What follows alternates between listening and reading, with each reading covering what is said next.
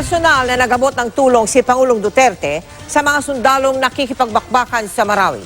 At doon din niya sinabi na ayaw na niyang makipag-usap sa mga rebeldeng komunista.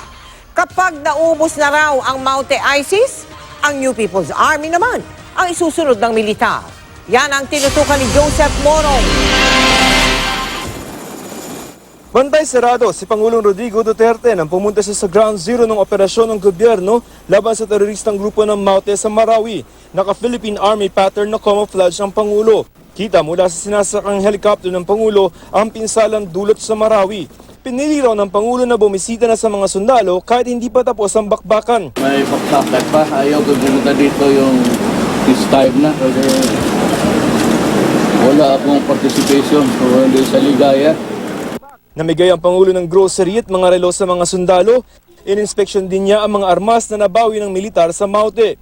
Sa isang punto, habang kausap ang mga sundalo, tila nagpipigil ng damdamin ng Pangulo. Ako ang taong nasasaktan. Talagang every night kong mabasa ko yung briefer, nababasa ko yung mga ilang casualty. Your life is not less important than mine. Kasama ng Pangulo si National Security Advisor Hermahenes Esperon na sa presscon ay tila nagpipigil din ng luha. Ikaw din kaya ang nalagasan? Sa pinakahuling tala ng gobyerno, 99 na mga sundalo ang patay at 45 na mga sibilyan na ang namamatay sa operasyon. Muli nagpaliwanag ang Pangulo kung bakit kinailangan niya magdeklara ng martial law. I had to declare martial law. Otherwise, I would be a candidate for impeachment also.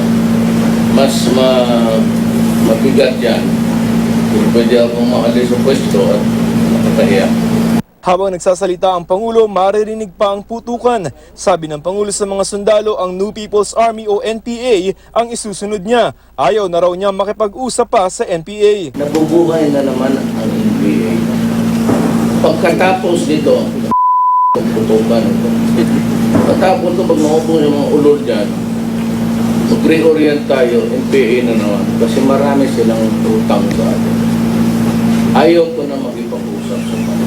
Pero paliwanag na Malacanang sa sinabing ito ng Pangulo, on hold lamang ang peace talks at hindi tuloy ang winawakasan ang usapang pangkapayapaan ng gobyerno sa CPP, NPA, NDF. Sa Agosto sana ang schedule ng ikalimang round ng formal peace talks. Kamakalawa ay kinansela na ni Peace Advisor Jess Duresa ang back-channel talks para masimulan ulit ito. Everything is on hold at this stage until there is the conditions that are favorable will be agreed upon by both parties.